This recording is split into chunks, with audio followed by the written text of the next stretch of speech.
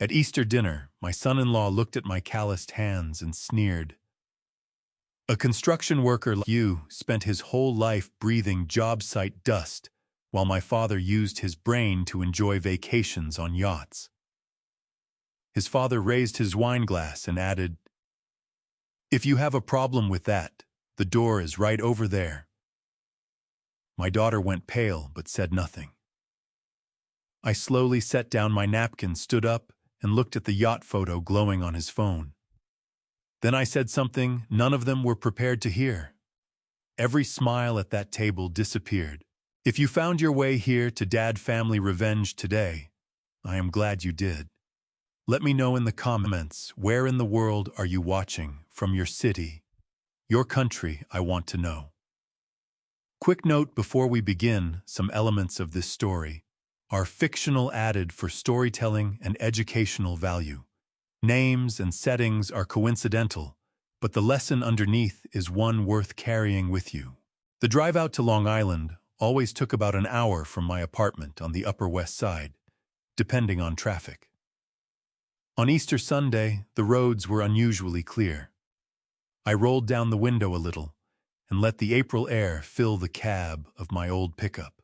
The neighborhoods changed gradually as I headed east. Manhattan's steel and glass gave way to quieter streets, wider lawns, and houses set back from the road behind hedges and ornamental cherry trees just beginning to bloom. I had been driving this same truck for 11 years. The paint had faded along the hood, and the passenger seat had a long scratch across the vinyl from the time I hauled a metal pipe rack without thinking. People sometimes asked why I hadn't replaced it. I never had a good answer, because the real answer was simple: I liked it. It was honest. It looked exactly like what it was. Derek and Emily's house sat at the end of a cul-de-sac in a well-kept neighborhood in Nassau County. 4 bedrooms, a 2-car garage, a flagstone path leading from the driveway to the front door. I had helped with the down payment 3 years ago without making a production of it. Emily had cried when I handed over the check. I had told her to stop and put the kettle on. I pulled into the driveway and cut the engine. The house was quiet. I was early as usual. I climbed out and stretched my back. Then noticed the front gate was hanging at a slight angle. The bottom hinge had worked loose from the post, probably from a winter's worth of ground shifting. I went back to the truck, pulled the small toolbox I kept behind the seat, and crouched down to take a look. It took about 8 minutes. I reset the hinge plate, drove in 2 new screws, and tested the swing 3 times until it moved cleanly. I was putting the screwdriver away when a silver Mercedes turned into the cul-de-sac and parked behind my truck. Richard Lawson stepped out. He was 63 years old and dressed the way he always dressed, a blazer over an open-collar shirt, leather loafers without socks, even in April, a watch that caught the light when he moved his wrist. He looked at me, crouched beside the gate, and let out a short laugh that came through his nose. "Walter," he said, shaking his head slowly, "do you ever actually stop working?" "Gate was loose," I said, standing up and brushing my knee off. Of course it was." He smiled the smile of a man who found other people's practicality mildly amusing. Carol stepped out of the passenger side wrapped in a camel coat and gave me a brief nod before looking toward the front door. Inside, Emily was arranging the dining table. She came around to hug me, and I held on for a moment longer than usual. Her shoulders felt tight. I asked if she needed help in the kitchen, and she shook her head, told me to sit down and relax. Derek appeared from the hallway, shook Richard's hand with both of his, and clapped him on the shoulder, then turned and shook my hand with a detail he probably didn't notice, but I did. The table was set for 5. A roasted leg of lamb sat in the center, which Emily had been preparing since the night before. Candles, the good plates. She had worked hard on this meal, and the care she had put into every detail was visible in the way the napkins were folded, and the small vase of tulips she had placed near the center. Richard poured himself a glass of red wine without being asked, and settled into the chair at the head of the table as if he had been assigned it. Carol sat to his right. Derek took the chair closest to the window. I sat across from Emily. The conversation moved the way it always did. When Richard was in the room, threw him around him, shaped by whatever topic he introduced. He talked about a golf resort in South Carolina he had visited in March, about a development deal he was close to closing in New Jersey, about traffic patterns on the Long Island Expressway, and why he had taken the alternate route. Then he reached into his jacket pocket and pulled out his phone. "I have to show you this," he said, turning the screen toward the center of the table. On it was a photograph of a yacht, white hull, sleek lines, a flybridge that sat high and clean against a blue sky. Spent 5 days on her last fall with the Hendersons, out of Fort Lauderdale. Absolutely stunning vessel. I looked at the photograph. My chest tightened in a way I hadn't expected. I knew that boat. I knew the curve of the bow, the angle of the windshield, the proportions of the upper deck. I had reviewed the final design drawings myself. The Aurelia 82, one of 17 we had delivered over the past 4 years. Hull number 9 had gone to a charter operator based out of South Florida. I set my water glass down carefully and said nothing. My jaw tightened. Richard kept talking about the quality of the crew, about the size of the master stateroom, about his plans to charter something even larger for a family trip the following summer. Something with more deck space. Something with a proper dining salon. Derek looked over at me from across the table. His eyes moved down to my hands, the knuckles, the old scars, the calluses built up over decades of physical work. A slow smile crossed his face, the kind that wasn't really a smile at all. "You know what I always say, Dad?" Derek said, his voice carrying an easy confidence that filled the room. "Some men build things with their hands their whole lives." He paused just long enough to make the contrast deliberate. "And some men use their heads and actually get to enjoy them." Emily's fork stopped moving. Her fingers wrapped around the stem so tightly that the color drained from her knuckles. I watched her chest rise and fall once, twice. Her eyes dropped to her plate and she pressed her lips together until they went pale. My heart knocked hard against my ribs. I looked at my daughter and waited. Emily did not look up. Her fork was still gripped in her right hand, pressed against the edge of her plate, and I watched her throat move as she swallowed once. The candles between us threw a warm light across her face, but her expression had gone somewhere far away. The look of a person who had learned to leave the room without actually standing up. I had seen that look before in the last year or two, and each time it hollowed something out in my chest. I waited 3 full seconds. Then I let go of the hope that she would speak. Richard laughed softly at his son's remark and reached for the wine bottle to top off his glass. "The boy has a point," he said, settling back in his chair with the ease of a man who had never once questioned whether he belonged at the head of any table he sat at. "No offense intended, Walter. Just the reality of how the world works.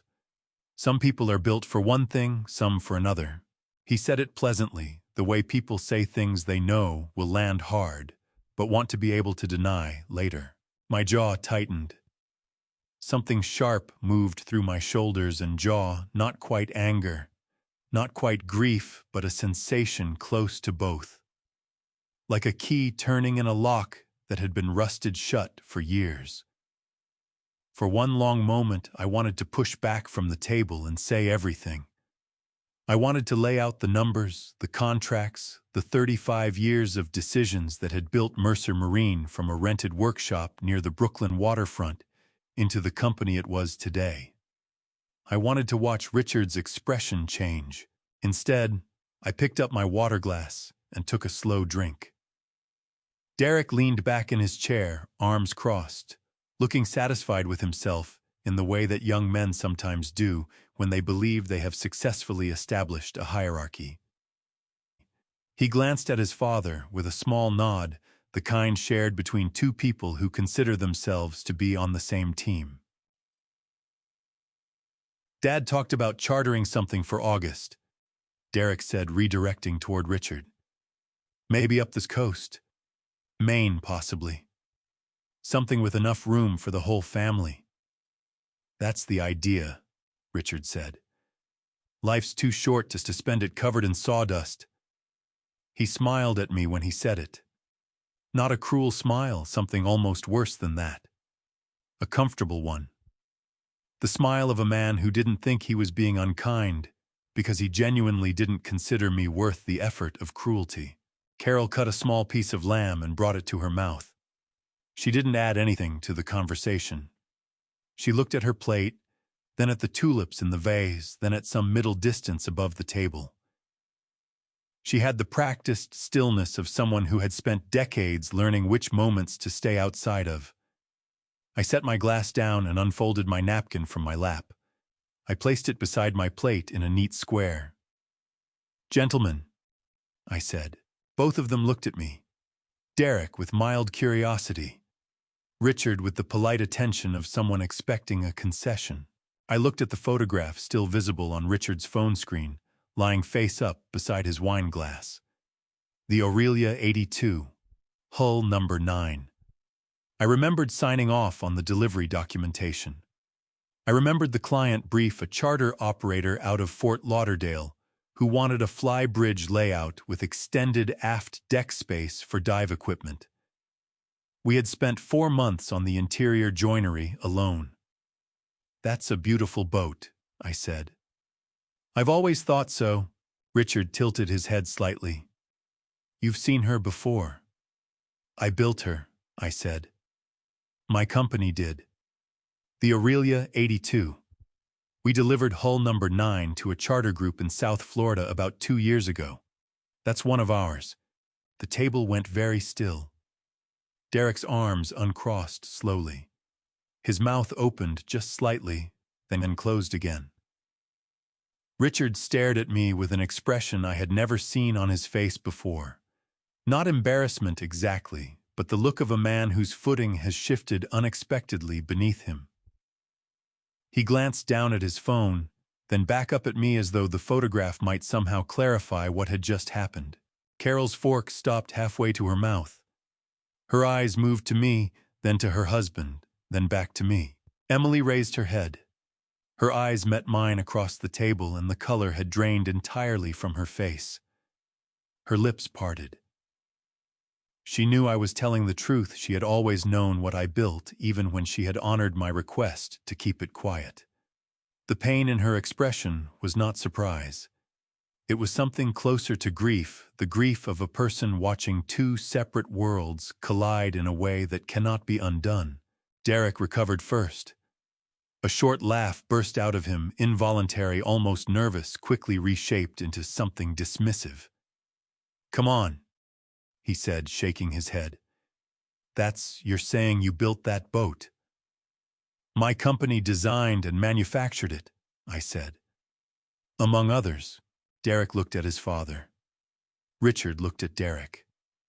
Neither of them said anything for a moment, and in that moment I watched Derek decide to treat it as a joke, the safest way to handle something his mind wasn't ready to process.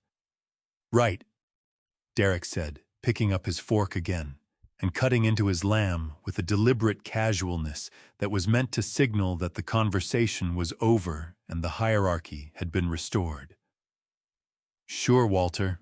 Richard's father raised his wineglass with the unhurried ease of a man who had never once doubted his own authority in any room he occupied. He looked at me across the candles and the good plates and the tulips Emily had arranged so carefully, and he smiled. "Walter," he said pleasantly, the way people say things they intend to be permanent, "if you have a problem with any of that, the door is right over there." Derek said nothing. Emily did not look up. Richard cleared his throat and reached for his wine. I stood up.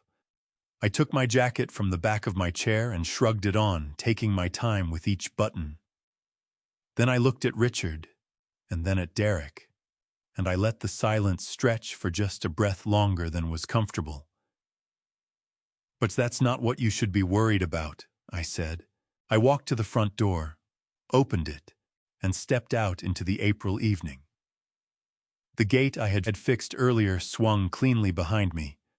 Above the cul-de-sac, the sky had gone a deep, darkening blue, and the cherry trees along the sidewalk were still in the cool air. I did not look back. My hands were perfectly steady at my sides, but my heart was hammering so hard I could feel it in my throat, and I made myself breathe slowly twice before I reached the truck and put my hand on the door handle. The drive back to Manhattan took longer than the drive out. I wasn't sure how long I had been sitting in the parking lot of a gas station off the expressway before I realized I had pulled in there at all. The engine was off. The lot was mostly empty, just a minivan with its hazard lights blinking near the air pump and a teenager mopping something off the concrete near the entrance. I looked at the clock on the dashboard. 8:47. I started the truck again and pulled back onto the expressway. By the time I reached the Midtown Tunnel, the city was doing what it always did on Sunday evenings, settling into something quieter than its usual self. The streets thinned out, but not empty. The lights still going in restaurants and corner bodegas and the lobbies of buildings where someone was always working. I parked in the garage beneath the Mercer Marine building on West 47th Street and took the elevator up to the 24th floor without stopping to think too hard about why I was going there instead of home. The office was dark, except for the ambient glow coming through the floor-to-ceiling windows, the city doing its own lighting, as it always did. I didn't turn on the overhead fixtures. I went to my desk and switched on the small lamp in the corner, the one that had been there since the first year we moved into this space, when Margaret had picked it out from a shop on 6th Avenue and said it made the room feel less like a boardroom and more like a place where actual thinking could happen. I sat down and looked at the model on the shelf across from me. It was a scale replica of the first boat I had ever built entirely from my own design, a 32-foot wooden sloop constructed in a rented workshop near the Red Hook waterfront 29 years ago. Margaret had painted the hull herself, crouched on a tarp in the middle of the workshop floor on a February afternoon, laughing at something I had said while paint got on her jacket sleeve. The model had sat on that shelf through 4 office moves and 1 complete renovation. I had never once considered putting it somewhere else. I pulled my phone out and made the call. Patricia Green answered on the second ring. She had been my executive assistant for 18 years, which meant she had long since stopped being surprised by calls at unusual hours. Her voice was alert and unhurried when she picked up the way it always was, as though she had been expecting to hear from me. "Mr. Mercer," she said. "I need you to pull something for me," I said. "Tonight if you can." "Of course." I heard the soft sound of her moving a chair, a laptop opening. "What are we looking for?" "A name," I said. "Richard Lawson. He's a real estate investor based in New Jersey, works mostly in the tri-state area. I want to know if that name has come up anywhere in our correspondence, our partnership inquiries, anything recent." There was a brief pause on the other end. Not hesitation, just the particular quality of silence that meant Pat was already pulling up the relevant systems in her head. "Give me 20 minutes, she said. She called back in 14. "Richard Lawson," she said, and I could hear the controlled precision in her voice that meant what she had found was significant. "He's been trying to get a meeting with our final decision authority for about 6 weeks. The requests came through the general inquiry pipeline. My team had flagged them for the standard review queue, which is why they hadn't reached your desk yet. He's representing a development group. They're proposing a mixed-use marina project in the Los Angeles area. High-end residential component, private slip leasing, some retail. They want a marquee marine manufacturing partner to anchor the commercial credibility of the project." I leaned forward in my chair. They want us as the anchor partner. Yes. Without a firm of Mercer Marine's profile attached, the project loses a substantial portion of its commercial valuation. His group has reached out 3 times through different channels, twice through our general inquiry form, and once through a mutual contact in the boat-building industry. Each time they've asked to speak with whoever holds final approval authority. Pat paused for just a moment. He has no idea that person is you, Mr. Mercer. The lamp threw a circle of yellow light across the surface of my desk. Outside the windows, the city glittered in every direction.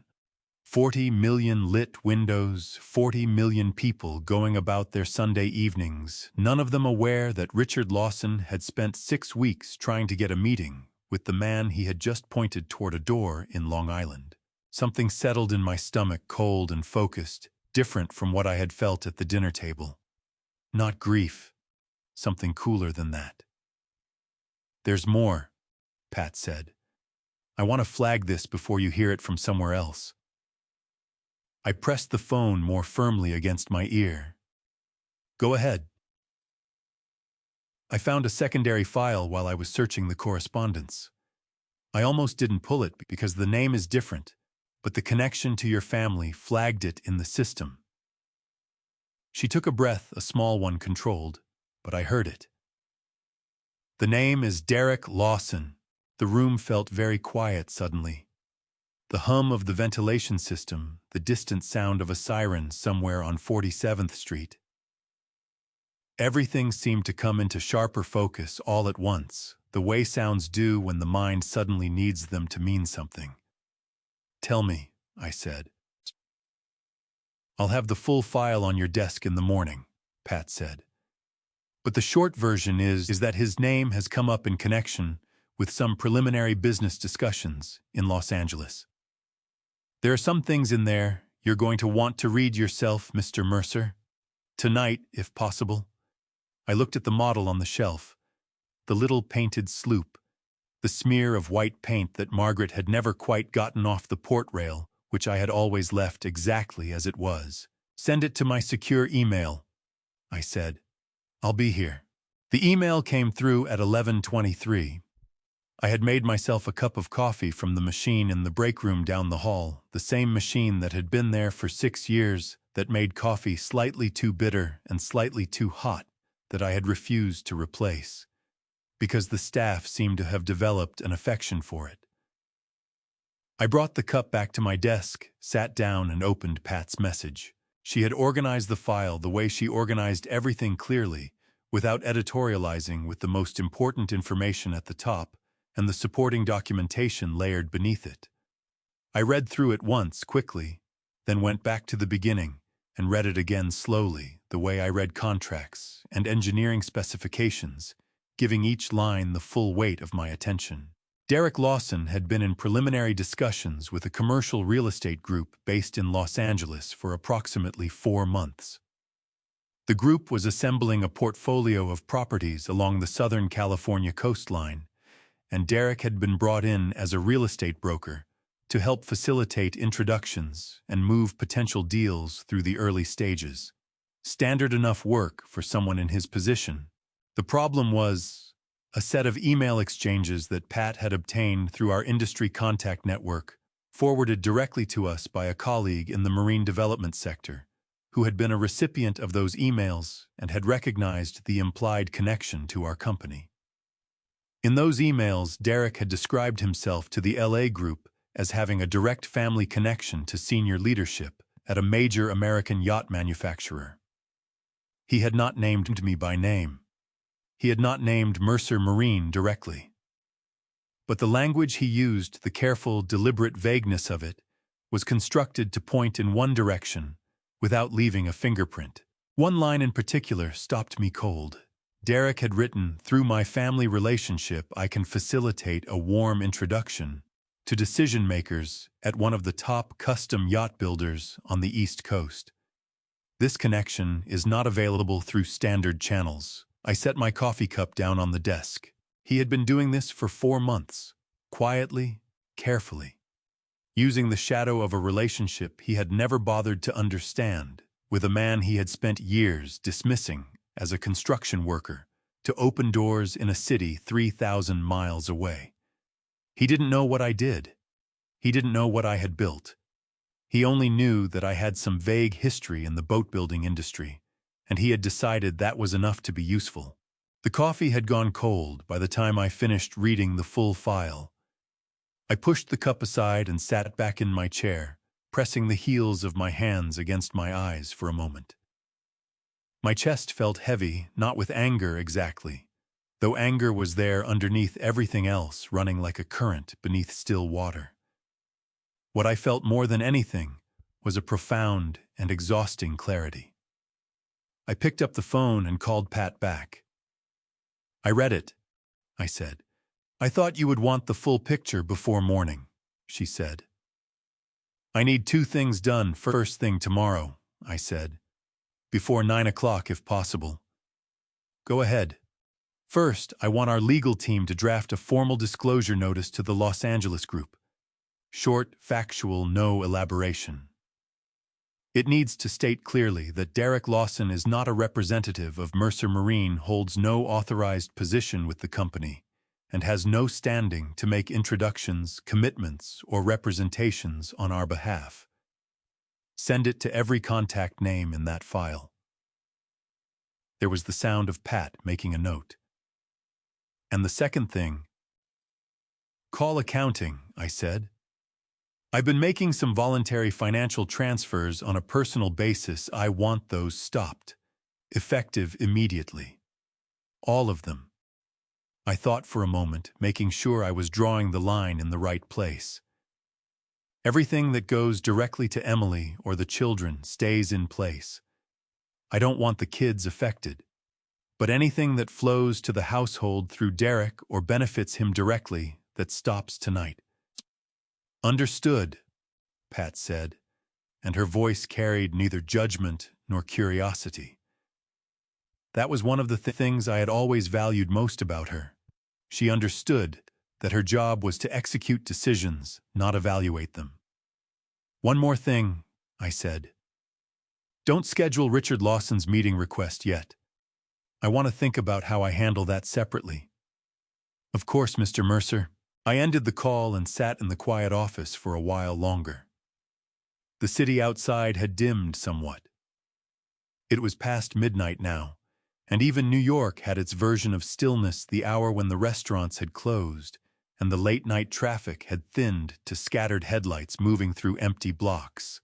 I watched a pair of taillights disappear around a corner 24 floors below. I thought about Derek, sitting at that dinner table tonight, fork in hand, looking at my calloused hands with the easy contempt of his. The absolute confidence of a man who believed he had correctly assessed the situation. I thought about the emails he had been sending for 4 months, trading on a connection he didn't respect and hadn't earned. And then I thought about Emily, her fingers wrapped around that fork, her eyes dropping to her plate. The way her shoulders had pulled inward when Derek spoke, like a person trying to take up less space. That was the part that sat heaviest. I stood up, put on my jacket, and picked up my keys. On the way out, I paused in front of the shelf with the model sloop. The little painted hull. The small mark of white near the rail that she had put there 29 years ago, and that I had never once considered removing. "All right, Margaret," I said quietly to no one in particular. "Let's see how this goes." I hit the light switch and walked out into the hallway, and the lock clicked shut behind me with a sound that felt in the particular silence of that hour, like the closing of one chapter and the opening of something else entirely. The next morning, my phone rang at 8:51. The screen showed Derek's name. My thumb hovered over the answer button for 3 full seconds. Something moved through my ribs, sharp and hot, and then I pressed it. Before I tell you what happened next, if you have been listening this far, drop the number 5 in the comments right now. Just the number 5. That is all I need to know you are still here with me. A quick note. Some elements in this story are fictional woven in for the purpose of storytelling and reflection. It may not reflect events exactly as they occurred, and if this kind of story is not for you, it is completely fine to step away now. What did you do? Derek's voice hit me before I even had a chance to say good morning. It was tight, and clipped the voice of a man who had woken up expecting the world to be arranged a certain way, and had discovered sometime between breakfast and his first cup of coffee that it was not. Derek, I said. The accounting office called Emily this morning, said the automatic transfers were stopped. His voice climbed a half step. What is that about? What did you do? I was standing at the kitchen window of my apartment looking out over the street below. A delivery truck was double parked on the corner. A woman was walking a large dog that kept stopping to investigate something near a fire hydrant. The morning was gray and cool, the kind of April morning that couldn't decide whether it wanted to be winter or spring. I stopped some voluntary financial arrangements, I said. That's all. Voluntary. He said the word like it tasted wrong. Those payments have been coming for 3 years, Walter. 3 years. You can't just pull them overnight without any... I can, I said. They were voluntary. That's what the word means. A sharp exhale on his end. I could hear him moving footsteps on hardwood, the sound of a door being pulled partially shut. Lowering his voice so Emily wouldn't hear from another room. You're punishing her, he said, and his tone shifted into something calculated, something that was meant to sound like concern, but had the texture of pressure. Whatever issue you have with me, you're taking it out on Emily. That's not fair to her. That's not fair to the kids. Something moved through my chest at that hot and sudden, like touching a stove burner by accident. My grip on the phone tightened until I could feel my pulse in my palm. For a long moment, I wanted to tell him exactly what I had read in Pat's file the night before. I wanted to read the line back to him, word for word. Through my family relationship, I can facilitate a warm introduction and let him hear how it sounded coming from someone who knew what it meant. I set my coffee mug down on the counter instead. Carefully, without a sound. Everything connected to Emily and the children is exactly where it was, I said. I haven't touched a single thing that belongs to them. What I've stopped are arrangements that benefited you. You're a grown man, Derek. Your family is your responsibility. That is unbelievable. His voice cracked on the last word, genuine anger breaking through the managed surface of it. You are doing this because of last night, because of a dinner conversation. You're going to blow up our finances over some... I'm going to stop now, I said. Have a good morning. I ended the call. I stood at the window for a while after that. The delivery truck had moved on. The woman with the dog had turned the corner. The street had rearranged itself into its ordinary morning configuration, indifferent to the conversation that had just taken place 24 floors above it.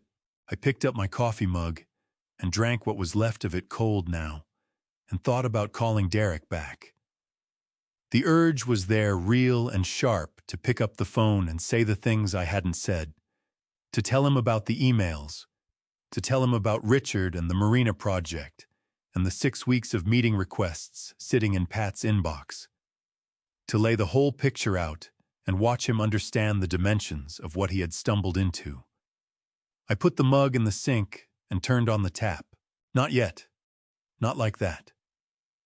The day passed, the way days do when the mind is working on something it hasn't finished yet, slowly on the surface, quickly underneath. I answered emails. I reviewed a set of design revisions on a commission we were building for a client in Newport. I ate lunch at my desk. I did not hear from Derek again, and I did not expect to. It was 20 minutes past 9 in the evening when I heard the knock at my front door. I wasn't expecting anyone. I set down the book I'd been reading and walked to the door, and when I opened it, Emily was standing in the hallway outside. She still had her coat on. Her eyes were red at the rims but dry, the eyes of someone who had been crying earlier and had stopped. Not because she felt better, but because she had simply run out of the energy to continue. Her hands were clasped together in front of her fingers, laced tight knuckles pressed white against each other. "I didn't know where else to go," she said. Her voice came out unsteady like a table with one leg shorter than the others. My throat tightened so sharply it hurt. "Come in," I said, and stepped back from the door. She sat on the edge of the couch with her coat still on. I didn't ask her to take it off. I went to the kitchen and put the kettle on, and I took 2 mugs down from the cabinet and set them on the counter, and I did all of this slowly and without rushing, because I understood in the way that you understand certain things without being told that what Emily needed more than anything in that moment was to sit in a room where no one was going to demand anything from her. When I brought the coffee over and sat down in the chair across from her, she was staring at her hands in her lap. Her fingers were still laced together, still pressing against each other. A small muscle near her jaw was working, tightening and releasing, like she was physically holding something inside her mouth that wanted to get out. I set her mug on the table beside her and wrapped both hands around my own. The apartment was quiet. Outside, a bus moved along the street below with a low diesel groan, and somewhere above us, a neighbor was walking back and forth across their floor, the sound traveling through the ceiling in a slow, irregular rhythm. I waited, and then, because I had learned over 58 years that some silences need to be broken, not with patience but with the right question, I said it. "What are you afraid of, Emily?" Her face crumpled, not gradually all at once the way a structure gives way when the load finally exceeds what it was built to carry. A sound came out of her that I had not heard since she was a child, a raw and broken sound that seemed to come from somewhere much deeper than her throat, and she pressed the back of her hand hard against her mouth as if she could push it back in. I did not move toward her. I did not tell her it was going to be all right. I sat in my chair, and I let her cry, because sometimes that is the most honest thing a father can do. After a long moment, she pulled her phone out of her coat pocket with shaking hands. Her fingers were trembling so badly that she almost dropped it twice before she got it unlocked. She held the screen out toward me without saying anything, and I leaned forward and took it from her carefully, the way you take something fragile from someone who can no longer hold it. The messages went back 14 months. I read them in order from the oldest to the most recent, and with each one I felt something change in my chest, not exploding outward the way anger sometimes does, but contracting, pulling inward, becoming something dense and cold and very still. Derek had been tracking her location through a shared app on her phone, a feature originally set up according to the earliest messages, so they could coordinate pickup times for the children. At some point, it had become something else. There were messages where he referenced her location without her having told him where she was. Messages sent at 2 in the afternoon, asking why she was still at her sister's when she had said she would be home by 1. Messages that began with the coordinates of her position stated as a fact, a reminder, a warning. The financial messages were worse. He had set a monthly spending limit on the joint account and had notified her of it by text, not by conversation, not by discussion, but by a message sent on a Tuesday morning that read, "Going forward, please keep your card use under $800 a month. I need to be able to track the household outflow." There were follow-up messages when she had gone over, not angry, which somehow made them harder to read, but precise and itemized, listing each charge with a date and an amount and a question mark at the end. And then there were the other messages, the ones about the children. I had to stop after the third one and set the phone face down on my knee and press my hand flat against the top of my thigh and breathe. He had written in plain text on an otherwise ordinary Wednesday evening 6 months ago. If you decide to make things difficult, I will make sure the custody arrangement reflects your choices. I have documentation. Think carefully. Emily was watching me from the couch. Her eyes were swollen, and her breathing was still coming in uneven intervals, the aftermath of crying that had gone on longer than her body wanted to sustain. She had pulled her knees up to her chest and wrapped her arms around them, making herself small in the corner of the couch, the way she used to do as a little girl when she was frightened. My throat was so tight, I had to work to get the words out. "How long?" I said. "The location thing started about 2 years ago," she said. Her voice was scraped raw. "The money stuff may be 18 months. The other part." She stopped, swallowed. He said things like that maybe 5 or 6 times. Every time I even suggested that maybe things weren't working, that maybe we needed to talk about something. Every time. Her voice broke on the last word, and she pressed her lips together hard until she had it back under control. "I didn't say anything at dinner last night, because he told me before we left the house. He said if I embarrassed him in front of his father, he would start making calls to his lawyer on Monday morning. He said it very calmly, like he was telling me the weather." I looked at my daughter, this person I had held in a hospital in Brooklyn 31 years ago, who had learned to walk in the apartment on West End Avenue, who had called me from her college dorm at 2 in the morning the first week of freshman year, because she couldn't figure out the laundry machines and was crying about something that wasn't really the laundry machines at all, and I felt something move through me that I did not have a clean word for. It was grief and fury and a tenderness so acute it was almost painful, all of it compressed into a single moment that seemed to last much longer than it had any right to. I reached across and took both of her hands in mine. "I am not going to tell you what to do about your marriage," I said. "That is yours to decide, and I will support whatever you decide. But I need you to hear me clearly." I waited until she looked up and met my eyes. "You will not face this alone. Not anymore. Not one more day." Fresh tears spilled down her face, fast and silent, and she gripped my hands so hard her nails pressed into my skin. I reached for my phone on the side table. I scrolled to a name I had not called in almost 2 years, Dr. Susan Hale, Family Law, New York, and pressed dial. Dr. Susan Hale's office was on the 14th floor of a building on Lexington Avenue 4 blocks north of Grand Central. The waiting area had 2 gray chairs, a low table with a neat stack of legal journals, and a window that looked out over the Midtown roofline toward the East River. It was not the kind of office that tried to make you feel comfortable. It was the kind of office that tried to make you feel that whoever was inside it knew exactly what they were doing, which in Susan Hale's case was true. I had known Susan for 11 years, not socially, but professionally, in the way that people in the same city sometimes build a working familiarity over time. She had handled a contract dispute for Mercer Marine 7 years ago, involving a supplier who had misrepresented the grade of materials used in a delivery. She was precise, thorough, and completely without sentimentality, which was exactly what I needed her to be right now. Emily had gone in alone.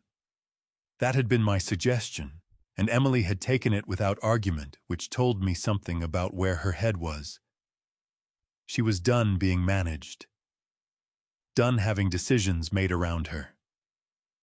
She wanted to walk into that room as herself and come out knowing what her options actually were. I sat in one of the gray chairs and looked at the legal journals on the table without reading them. The meeting lasted an hour and 20 minutes. I counted not because I was impatient, but because the mind needs something to do when the body is forced to be still.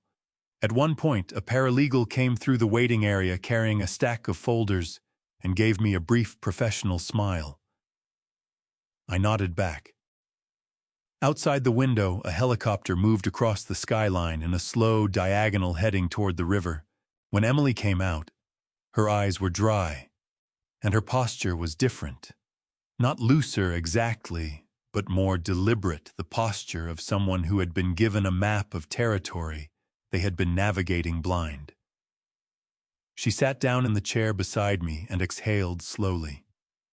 "She's very direct," Emily said. "That's why I called her," I said. Emily turned the strap of her bag over in her hands.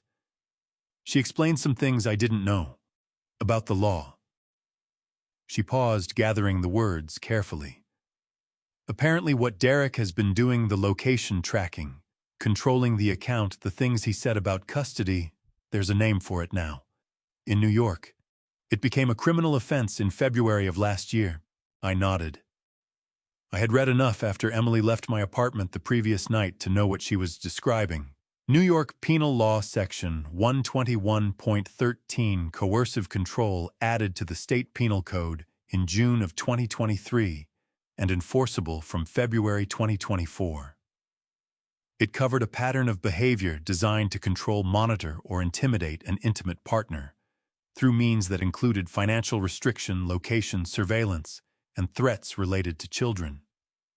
The law was relatively new, which meant the case precedents were still being established, but the behavior it described was not new at all. She said the most important thing right now is documentation, Emily continued. Every message, every transaction record, everything. She said don't delete anything and don't confront Derek about any of it before we talk again. Emily's jaw tightened. She also said the money he moved out of the joint account, the transfers to his personal account, over the last several months, that's something the court looks at very seriously in a divorce proceeding. She called it dissipation of marital assets. She said it could affect how everything gets divided. It would, I said. New York is an equitable distribution state. The court looks at the full financial picture during the marriage, what came in, what went out, and whether either party was moving assets in anticipation of a separation. What Derek did leaves a record. Emily absorbed this. I watched her turn it over, not with panic, but with the focused attention of someone who was finally being given accurate information after a long period of operating on incomplete data. "She wants to see me again next week," Emily said. "She said to keep living normally. Don't change anything in the household routine. Just collect everything and bring it to her." "That's the right approach," I said. We walked out of the building together onto Lexington Avenue. The midday traffic was dense and loud, the sidewalks moving with the particular purposeful energy of Midtown Manhattan on a weekday. Emily pulled her coat tighter against the wind coming off the avenue. "Dad," she said, stopping on the sidewalk. A delivery cyclist swerved around us without slowing down. "The account thing. If Derek is watching the joint account, and he is, I know he is, he's going to notice if I start pulling money out. He'll know something is happening." "He won't see anything," I said. "Come with me." We walked 2 blocks to a branch of a bank I had used for 30 years. I asked for a private consultation, and we were shown into a small office off the main floor. 20 minutes later, Emily walked out with a new checking account in her name alone, funded with an initial transfer I made from my personal account, enough to cover several months of essential expenses. She looked at the temporary card in her hand, and then looked up at me, and her eyes filled with tears that didn't quite fall. "This isn't so you have to stay," I said, "and it isn't so you have to go. It's so that whatever you decide, you're deciding it because it's what you want. Not because you're afraid of what happens to your bank account if you choose wrong." Emily pressed her lips together hard. She nodded once, a tight, controlled nod, the nod of someone who is keeping themselves together through sheer force of will.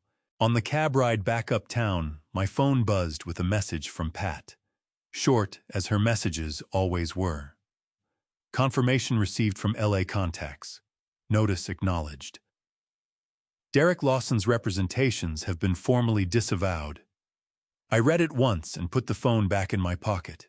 Emily was looking out the window at the city moving past. Her hand was resting on her knee, and for the first time since she had appeared at my door the night before, her fingers were open, relaxed, unclenched, lying flat against the fabric of her coat. "He has no idea, does he?" she said. It wasn't quite a question. "About Los Angeles," I said. "About any of it." She turned from the window. Her eyes were steadier than I had seen them in years. "He's been sitting at that dinner table looking at your hands and thinking he has everything figured out." I looked out at Lexington Avenue sliding past the window.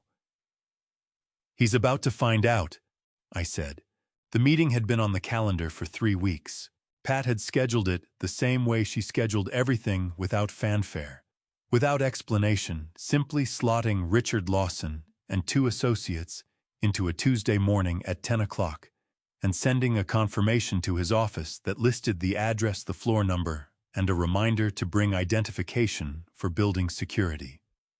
Standard procedure. Nothing in the confirmation indicated who they would be meeting with.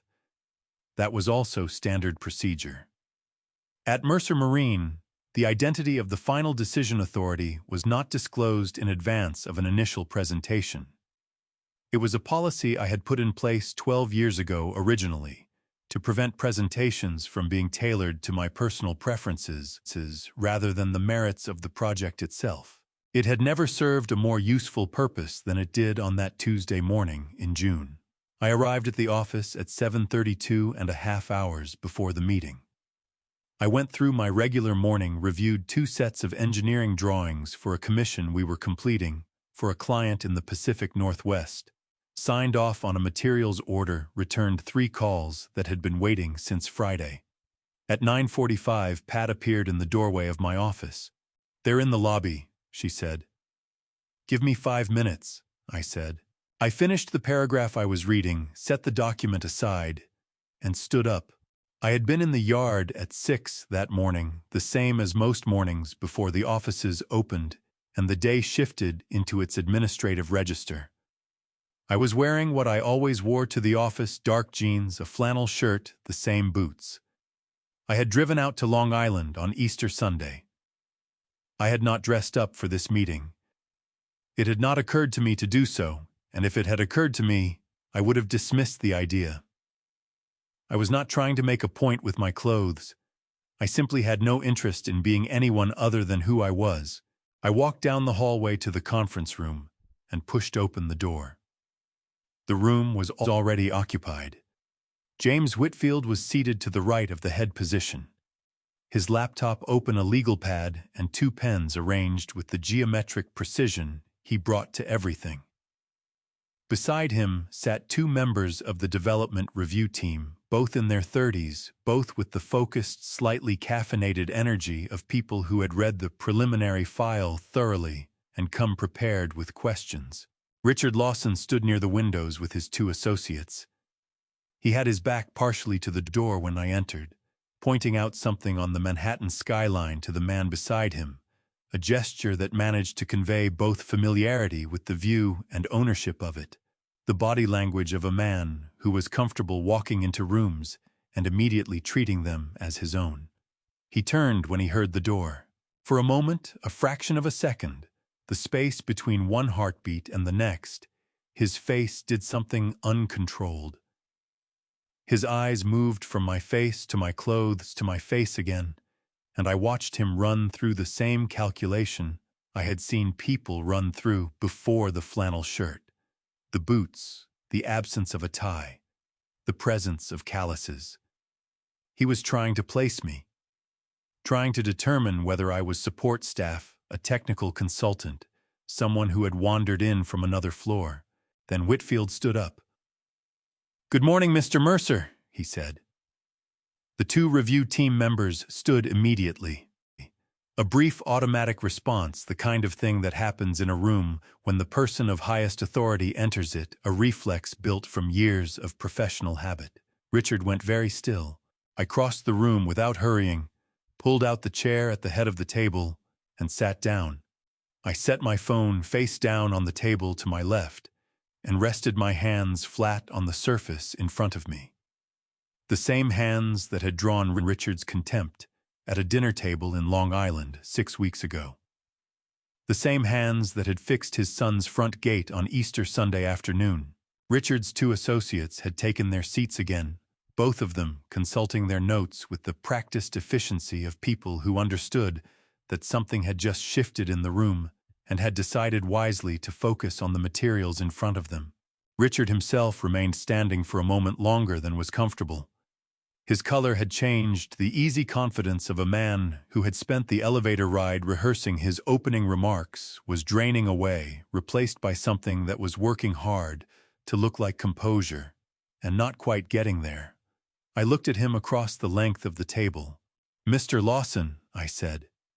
My voice was the same voice I used in every meeting level, attentive completely without performance. "Please sit down." He sat. "When you're ready," I said, "go ahead and take us through the project." Richard opened his folder. His hands moved with deliberate care, the movements of a man who was managing himself very consciously, making sure nothing shook or hesitated or gave too much away. He uncapped his pen. He looked at the first page of his presentation, and then he began to talk. I listened the way I always listened in these meetings, with complete attention, without interruption, tracking not just what was being said, but the architecture of it, the places where the language grew more confident, and the places where it softened, the numbers that were stated precisely, and the projections that were described in ranges. Richard was a practiced presenter. He had clearly done this many times. His voice steadied as he moved through the material, and by the third slide the worst of the shock seemed to have receded into something he was managing rather than something that was managing him. But every few minutes, his eyes would come back to me. Not to Whitfield, who was the one asking the clarifying questions. Not to the review team members who were taking notes. To me. Each time the eye contact lasted less than a second before he returned to his materials. Whitfield asked about the California Coastal Commission approval timeline. Richard's answer was fluid but vague. He spoke about the permitting process being well underway and on track for the projected development window. I noted the phrase and said nothing. When the presentation concluded, I stood up and extended my hand across the table. "Thank you for coming in," I said. "Our review team will go through everything thoroughly, and we'll be in touch with next steps." Richard shook my hand. His grip was firm, more firm than necessary, the handshake of a man trying to recover something. "I appreciate the time," he said. His voice was controlled. "I think you'll find the numbers compelling."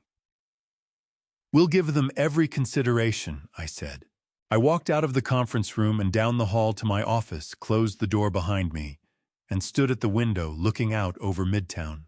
47th Street stretched west toward the Hudson, ordinary and busy and completely indifferent to what had just happened 24 floors above it.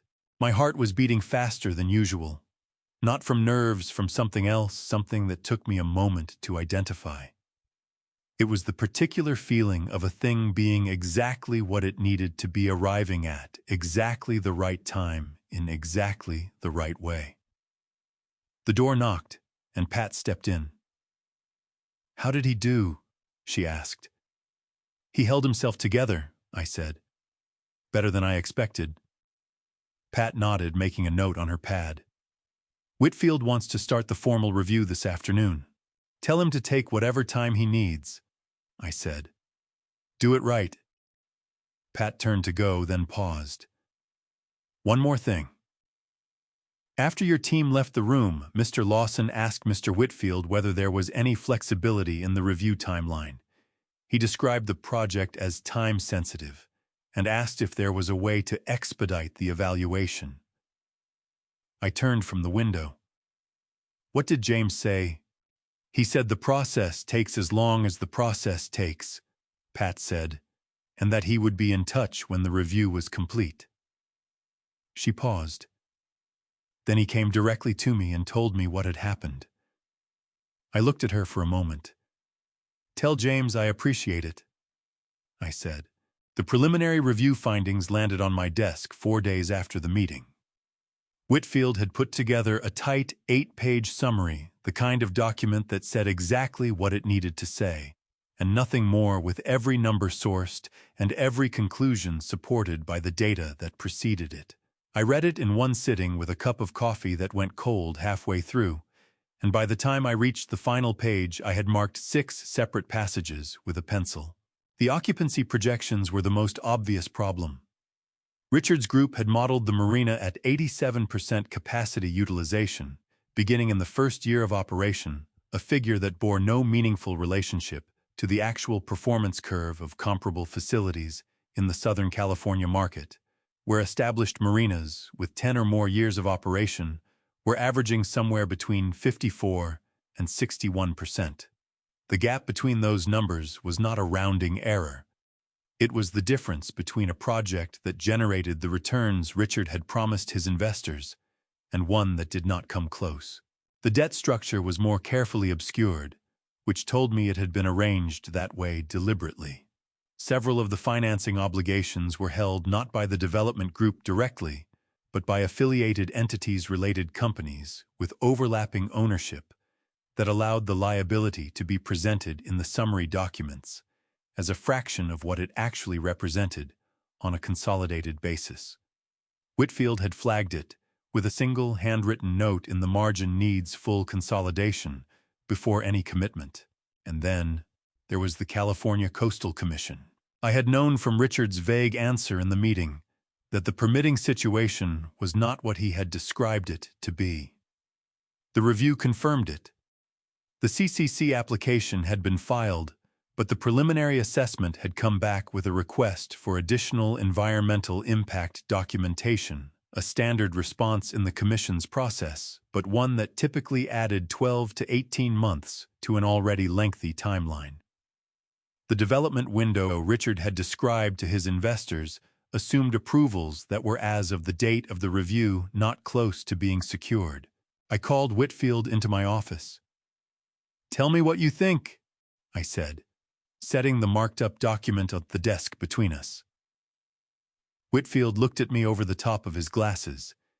He was 45 years old and had been in corporate finance for 20 years, and in that time, he had developed the particular quality of a person who has seen enough optimistic projections to be permanently immunized against them. I think the numbers tell a story that is different from the story Mr. Lawson told in that conference room, he said. The CCC issue alone would give me pause. The debt structure gives me considerably more than pause. Draft the formal response, I said. Standard language. We're declining to participate due to risk profile incompatibility with our investment criteria. Thank them for the presentation, wish them well with the project. Nothing beyond that. Whitfield nodded and stood. At the door he paused. Mr. Mercer, he said. For what it's worth, I've reviewed a lot of project proposals in this office. This one would have been declined regardless of who brought it in. I looked at him. I know, I said. That's the only way it could work. He left. I sat back in my chair and looked out at the midtown skyline. 2 days later, Pat came in with something that should not have surprised me, but did. Mr. Lawson called Derek Lawson after we sent the formal decline letter, she said. One of the LA partners mentioned it to our industry contact. Apparently Richard made the call from their offices and didn't lower his voice. Word got back to us by end of day. It was not a pleasant conversation by any account. My chest tightened. What do you mean? Richard didn't know, Pat said carefully. About your role here. About what you built. He went into that meeting expecting to see an executive he had never met, and when he saw you, he had to process the entire thing in real time, in front of his associates, in front of our team. She paused. When he called Derek afterward, he was not calm. Derek apparently didn't know either. He had been telling people in Los Angeles that he had a family connection to senior leadership at a major yacht manufacturer, but he had no idea that meant you specifically. He thought you were someone with a peripheral connection to the industry. A foreman, perhaps. Someone with a contact or two. Something moved through me that I hadn't expected. Not satisfaction, or not only that. Something more complicated with sadness at its edges. Derek had been trading on a connection he had never bothered to understand. Had spent years dismissing the man whose name he was using. The gap between those two facts was wide enough to drive a ship through. How did Derek take it? I asked. Pat's expression did not change, but something shifted in her eyes. According to our contact, he didn't speak for quite a long time after Richard told him. She set a folder on the desk. And then he asked Richard what they were going to do now. Richard told him that was Derek's problem to solve. I looked at the folder on my desk without opening it. Outside, the city moved through its afternoon the way it always did, enormous and indifferent and completely unconcerned with the private reckonings taking place inside its buildings. The call from Derek came on a Thursday afternoon in early July. I was in the yard at Brooklyn Navy Yard, standing on the scaffolding alongside the hull of a 68-foot commission we were 3 months from completing. One of the senior craftsmen, a man named Gerald, who had been with Mercer Marine for 16 years, was walking me through a question about the teak decking on the aft section. A supplier issue that had pushed the installation timeline back by 2 weeks and needed a decision about whether to wait or source an alternative. It was exactly the kind of problem I preferred to handle in person, standing next to the material in question, rather than looking at a photograph of it on a screen. My phone buzzed in my pocket.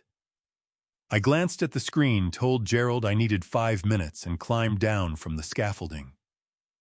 "Derek," I said. They pulled out. His voice was stripped of everything it usually carried.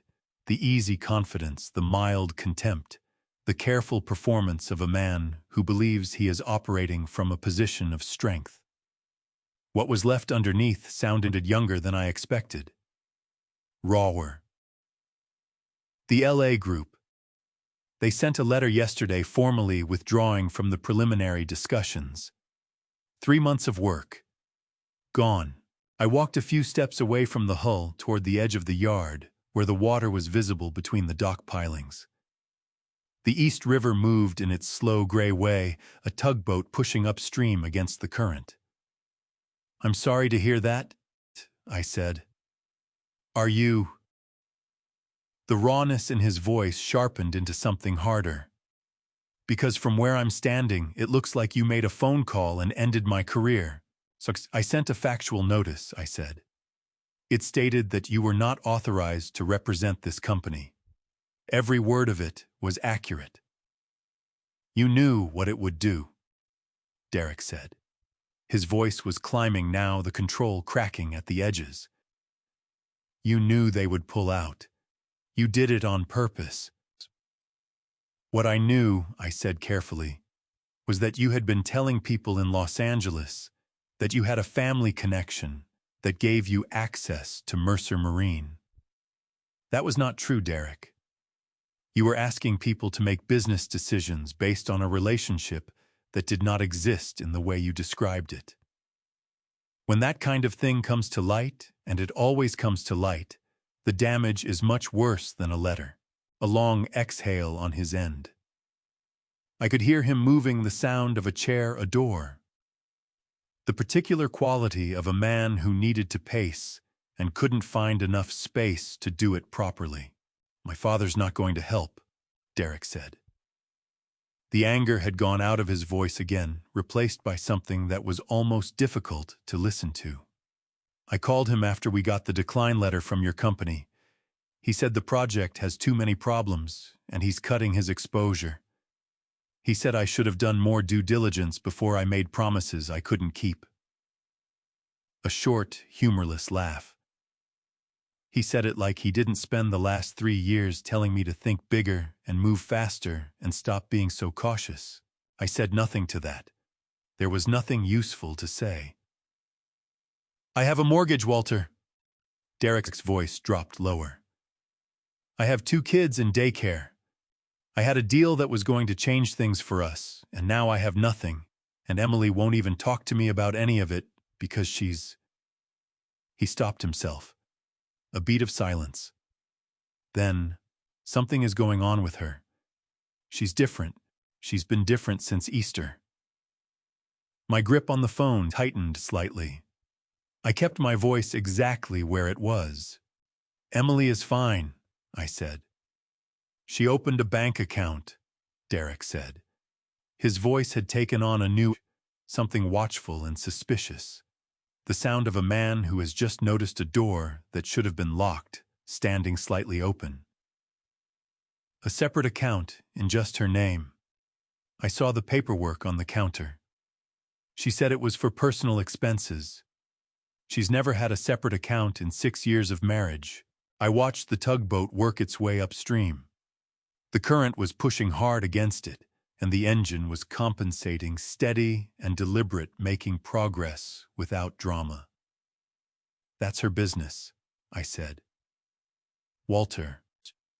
Derek! I kept my voice level and clear the way I spoke in meetings when I needed something to be heard without ambiguity.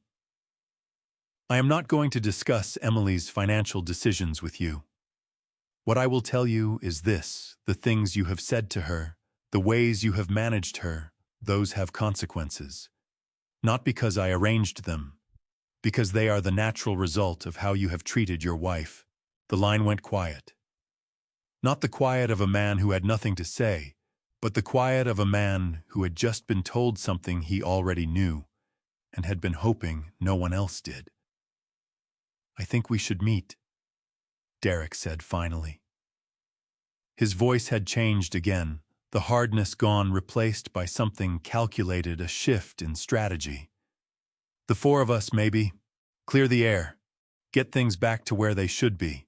If Emily wants to have a conversation, I'll support whatever she decides, I said. But I won't be sitting down to negotiate the terms of how she is treated. That's not a conversation I'm available for. I ended the call. Gerald was waiting at the bottom of the scaffolding, with the patience of a man who had worked with me long enough to know that 5 minutes sometimes meant 15. I climbed back up, looked at the teak decking question from the angle I needed to look at it from, and made the decision about the alternative supplier in about 4 minutes. We went back to work. That evening, Emily called. Her voice was calm, a different kind of calm than the forced steadiness she had been carrying for months. This was quieter, less effortful. Derek came home in a bad mood, she said. He went straight to his office and closed the door. He didn't come out for dinner. A pause. I made the kids macaroni and cheese and we watched a movie, and honestly, Dad, it was the most peaceful evening we've had in this house in a long time. My chest loosened in a way I hadn't realized it had been tight. How are you? I asked. I have an appointment with Dr. Hale on Friday, Emily said. I've been keeping the records like she said. Every message, every transaction. Another pause, shorter this time. I feel like I finally know what I'm doing. Like I finally have a map. Her voice was steady and clear. I think I'm going to be okay, Dad. I actually think so. After I hung up, I sat in the truck in the Navy Yard parking lot for a while, listening to the sound of the river and the distant machinery and the city going about its enormous, indifferent business all around me. The map she was talking about, she had always deserved to have it. It had just taken too long to get it into her hands. I started the engine and drove home, The weeks that followed had a particular quality to them. The quality of things settling after a disturbance, the way silt moves through water, after something has disturbed the bottom and then slowly over time finds its way back down. Not peacefully, just downward. Pat kept me informed through her usual channels, which were efficient and discreet, and never told me more than I needed to know. Richard had been making calls. He had worked his way through 3 different contacts in his real estate network, looking for someone who could either pressure Mercer Marine into reconsidering or help him find a comparable anchor partner for the Marina project in time to salvage the investment timeline. None of it had produced anything useful. The Marina project, without a marquee manufacturer attached to it, had lost the commercial credibility that had made it attractive to the secondary investors in Richard's group. 2 of those investors had already begun making quiet inquiries about their exit options. I did not intervene in any of this. I did not need to. Richard's situation was the direct consequence of Richard's decisions, the inflated projections, the incomplete permitting the debt structure he had arranged to look smaller than it was. None of those things had anything to do with me. They had existed before Easter Sunday, and they would have surfaced eventually, regardless of who sat at the head of that conference room table. The call between Richard and Derek, the one Pat had described in the Navy Yard parking lot, had apparently not been the last. According to what filtered back through the industry network, they had spoken at least twice more in the weeks that followed, and the conversations had grown progressively less civil. Richard blamed Derek for failing to disclose what he knew or should have known about my role at Mercer Marine before Richard had committed to the meeting. Derek blamed Richard for the way he had conducted himself at Easter, for the contempt he had shown toward a man whose cooperation he was simultaneously trying to secure. Both of them were right about the other, which made it worse. I learned about Carol's call to Emily the same evening it happened. Emily phoned me at 7:30 on a Tuesday, and I could hear in the first 2 words she spoke that something had happened. Her voice had that particular tightness to it, not the tightness of fear which I had learned to recognize over the past months, but something different. Something that was closer to anger, which I had not heard from her in a very long time. "Carol called me today," she said. I set down the book I had been reading. "Tell me." "Anna," she said. Emily stopped, took a breath, started again. She said that I was not being a supportive wife, that Derek was going through a difficult professional period, and that a good wife would be standing beside her husband instead of... Her voice tightened further. She used the phrase, "making things worse." She said I had allowed my father to interfere in my marriage, and that I should think carefully about what kind of family I wanted my children to grow up in. My jaw tightened. I pressed my free hand flat against the arm of the chair. She said I should be grateful. Emily continued, her voice shaking now. Not with tears, but with something harder and hotter than tears. She said I should be grateful that Derek was still trying to work things out with me. That a lot of men in his position would have walked away already. The anger that moved through me at that was sharp and immediate. I felt it in my hands, in the tightness across my jaw, and I let myself feel it fully for exactly 3 seconds before I set it aside. "What did you say to her?" I asked. "Nothing," Emily said. I hung up. I felt something shift in my chest at the loosening, a release of something I hadn't quite known I was holding. "You hung up," I said. I pressed the button and put the phone down on the counter and stood there in the kitchen for a minute. Her voice had changed again. The anger was still there, but underneath it was something that sounded almost like surprise, the surprise of a person who has just discovered they are capable of something they didn't know they had in them. And then I called Dr. Hale and left her a message about it, like she told me to document everything. And then I made dinner. "Good," I said. "That is exactly right." "Dad." Her voice went quieter. 6 months ago, I would have apologized to Carol. I would have apologized for picking up the phone in the first place. A pause. I don't recognize that person anymore. Is that strange? My throat tightened. I looked out the window of my apartment at the evening light moving across the rooftops of the west side. No, I said. That is not strange at all. After we hung up, I sat with the quiet for a while. The apartment settled around me the way old apartments do a creak from somewhere in the building. The distant sound of traffic on Broadway. The refrigerator cycling on in the kitchen. Ordinary sounds. The sounds of an ordinary evening in a city that did not know or care what any of its inhabitants were working their way through at any given moment.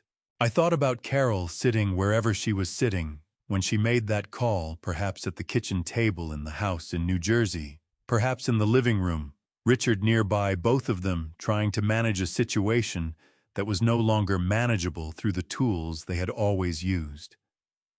Social pressure. Guilt. The implication that the other person's feelings were the problem. I did not feel angry at Carol. What I felt was something closer to tired, a tiredness that was not about sleep, but about the accumulated weight of watching people choose the same wrong tools over and over again, and then be genuinely surprised when the result was the same. 3 days later, Derek called. His voice had none of the edges it had carried in the July call. Not the raw grief of a man who had just lost something. Not the hot anger of a man looking to assign blame. What was left was something flat and careful, the voice of a person who had decided to try a different approach. I think we should get together, he said. Dinner maybe, somewhere nice. All of us, you, me, Emily, maybe Dad too. A pause. Clear the air, start fresh. I listened to the traffic 14 floors below my window. If Emily wants to have dinner, I said, I'll ask her. The decision is hers. I called Emily immediately after. She picked up on the second ring. Derek wants to have dinner, I said. All of us together. Possibly Richard as well. I kept my voice neutral. It's entirely your call. A pause on her end. Not a long one. Yes, she said. Her voice was steady and clear. I have things I want to say. I think it's time I said them. Derek chose the restaurant. That detail told me something. He picked a place in Midtown, an Italian restaurant on East 54th Street that had been there for 30 years and had the kind of reputation that people in certain circles used as shorthand for a particular kind of occasion. White tablecloths, a wine list organized by region. Waitstaff who moved with the quiet efficiency of people who understood that their job was to be present without being noticed. The kind of place where the bill for 2 people ordering modestly would run to $150 before tax and tip. Derek had eaten at that restaurant twice on my credit card in the past 4 years. I knew because I had seen the charges. I had not said anything about it at the time. He sent the reservation confirmation to Emily, who forwarded it to me without comment. The booking was for 6:30 on a Friday evening in the second week of September, party of 5. He had added Richard and Carol without asking whether that was acceptable. I read the confirmation and set my phone down on the kitchen counter. The evening before the dinner, I drove out to Brooklyn Navy Yard. I had no specific reason to go. There was no decision waiting for me there, no problem that required my physical presence. But I had been going to the yard in the evenings for 30 years when something was sitting unresolved in the back of my mind, and the habit had never failed to do what I needed it to do, which was not to solve the problem but to put it in correct proportion, to remind me of what was real and what was solid and what had been built with actual hands, and would outlast any dinner conversation by a considerable margin. The yard was quieter than it was during working hours. A skeleton crew was finishing up a fiberglass repair on a smaller vessel near the South Dock, and I could hear the low mechanical hum of a ventilation system running in the main building. I walked out to the dock, where the commission sat the 68-foot hull that Gerald and his team had been working on for the better part of the year, now close enough to completion that you could begin to see the finished boat inside the work in progress. I stood at the stern and looked at the space where the name would go. The naming ceremony was 6 weeks away. Pat had confirmed the date with the yard management earlier that week, and the invitations had gone out to the client, to the key members of the build team, to a small number of industry contacts.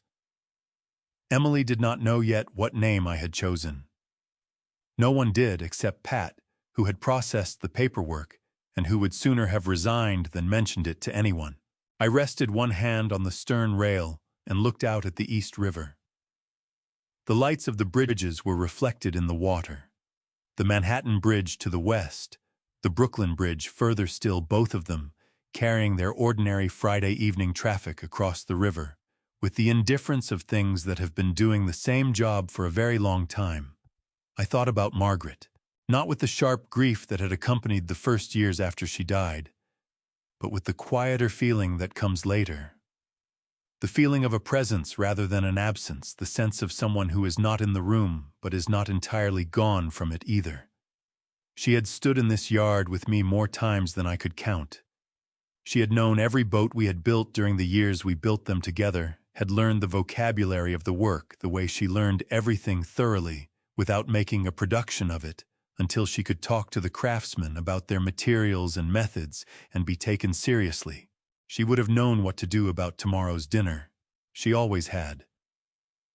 I drove back to Manhattan a little before 10 and went to bed. In the morning, I dressed the same way I always dressed. I made coffee. I read for an hour.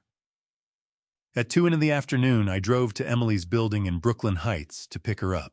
She was waiting outside when I pulled up, wearing a dark coat I hadn't seen before, her hair pulled back. She looked composed, not the effortful composure of someone holding themselves together through sheer will, but the real kind, the kind that comes from having already done the hard work of deciding something. She got in the passenger seat and pulled the door closed. "How are you feeling?" I asked. "Steady," she said. She looked straight ahead through the windshield at the street. "I feel steady, Dad," which is new. I pulled out into traffic. We drove for a while without speaking, which was different from the silences that had existed between us in the months before Easter. Those had been silences full of things that weren't being said, silences that had weight and texture and a kind of low-level pressure. This one was easy. The silence of two people who had already said what needed saying and were simply traveling toward whatever came next. At a red light on Atlantic Avenue, Emily turned to look at me. "Are you nervous?" she asked. I considered the question honestly. "No," I said. "I stopped being nervous about this a long time ago. The night you showed me those messages, I think. After that, it was just a matter of sequence." Emily nodded slowly. "Derek texted me this morning," she said. "He said he hoped tonight could be a new beginning." She paused. "He used that phrase, a new beginning." "What did you think when you read it?" I asked. She looked back out the windshield. The light had changed, and I pulled forward. "I thought he still doesn't understand what tonight is," she said quietly. "He thinks it's a negotiation. He thinks if he says the right things and orders the right wine and makes it feel like a fresh start, everything goes back to the way it was." She pressed her lips together for a moment. "It's not a negotiation. It's me saying out loud what happened. What actually happened. In front of his parents, so there's no version of tonight where he gets to go home and tell a different story." My chest tightened with something that was not quite pride, but lived in the same neighborhood. "That's exactly what it is," I said. We turned onto 54th Street, and I found a spot half a block from the restaurant. I cut the engine, and we sat for a moment. Through the restaurant's front window visible from where we were parked, I could make out the shapes of people already seated at the tables inside. At a table near the back, 3 figures that had the particular arrangement of people who have been waiting long enough to have ordered a drink. Emily saw them at the same moment I did. She counted. I watched her do it. 1, 2, 3.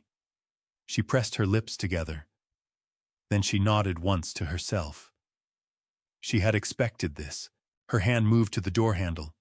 She gripped it, held it, and then let out one long, slow breath through her nose. "Okay," she said.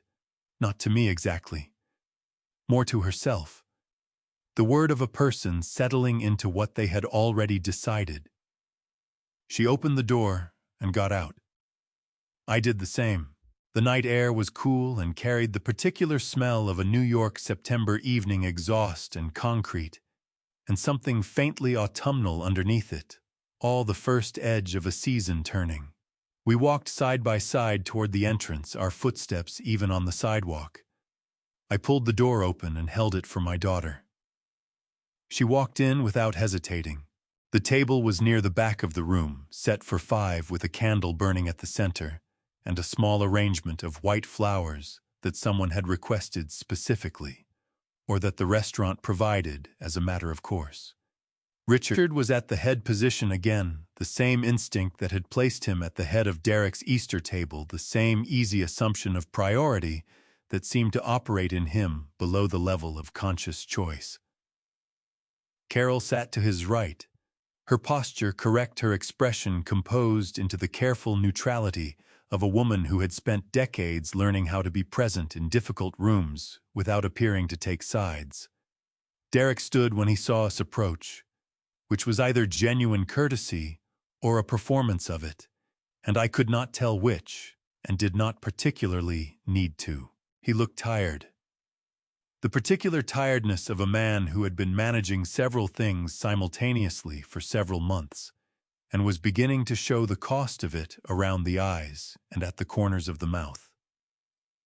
His suit was good, but not as good as it would have been a year ago, a detail so small that most people would not notice it, but I noticed it. "Glad you both came," Derek said. He pulled out Emily's chair himself, which he had not done in a long time. Emily let him and sat and looked across the table at Richard and Carol without expression. I sat down beside her. A waiter appeared immediately, and Richard ordered a bottle of Barolo without consulting anyone, a wine that would add considerably to the bill, which I noted and set aside. Bread arrived. Water was poured. The room continued its quiet business around us, other tables conducting their own Friday evening conversations, the soft percussion of silverware and glassware providing a kind of ambient cover that made the silence at our table more apparent rather than less. Richard opened. He was good at it. The opening of difficult conversations, the reframing of events that had caused damage into events that had been misunderstood. He had the confidence of a man who had negotiated his way through a long career and understood that the first person to establish the narrative often got to keep it. I want to say first of all that Easter was handled badly, Richard said, settling his hands flat on the table in the manner of a man making a concession. Tempers got short. Things were said that came out wrong. I think we can all acknowledge that and move forward. He looked at me when he said it. Not at Emily. At me. I picked up my water glass and took a slow drink. Derek leaned forward, picking up the thread his father had laid down. "I've been doing a lot of thinking," he said. His voice had the careful cadence of someone who had rehearsed this. "About the way I communicate. About the stress I've been under. I know I haven't always handled things the way I should have." He paused. "I want to do better. I want us to do better. As a family." He looked at Emily when he said it. His expression was earnest, practiced earnest, the expression of a man who had decided that sincerity was the correct strategy for this particular situation. Emily looked back at him. Her face was composed and still, and she let him finish without moving a muscle. No one had said they were sorry. Not to Emily. Not for anything specific. The apologies, such as they were floated above the actual events, like weather present, vaguely acknowledged, but never touching the ground. Carol reached for her wine glass, and in the motion, her eyes moved to Emily with an expression that was meant to be encouraging and landed somewhere closer to instructional. She set her glass down and leaned slightly forward. "Emily," she said, her voice dropping into the register she used for private conversations in public places. "I know things have been hard. They've been hard for everyone." She paused, smoothing the edge of her napkin with one finger. "But Derek is trying. He's here, isn't he? He arranged all of this because he wants to make things right. That takes courage." Another pause, more deliberate than the first. "A good marriage takes two people who are willing to show up for each other. I hope you can find it in yourself to meet him halfway." The table went very still. I watched Emily. She did not look away from Carol. She did not reach for her water glass or adjust her napkin or perform any of the small deflecting gestures that people use when they need a moment to decide what to do next. She sat exactly as she was, her hands resting on the table in front of her, her back straight, and she looked at her mother-in-law with an expression that I had never seen on my daughter's face before. Not anger, not hurt, but a kind of absolute clarity, the expression of someone who has finally put down something very heavy and discovered they are not going to pick it back up. "Carol," Emily said. Her voice was level and quiet and carried without effort to every person at the table. "I appreciate that you came tonight, but I need to say something, and I need everyone here to hear it." Derek's jaw tightened. Richard's hands moved slightly on the table. Carol sat back a fraction of an inch. "The problem in my marriage is not that I haven't been showing up," Emily said. "The problem is what I've been showing up to." She looked at Derek, and her gaze was so direct and so steady that he was the one who looked away. First his eyes dropping to his wine glass for just a moment before coming back. "Derek, you have tracked my location without my knowledge. You have controlled what I was allowed to spend and demanded I account for every dollar. You have told me more than once that if I said anything to my father about our problems, you would use our children to make my life as difficult as possible."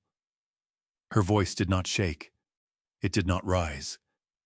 It simply continued, one word after the next, each one landing with the weight of something that had been carried a very long time and was finally being set down in the right place.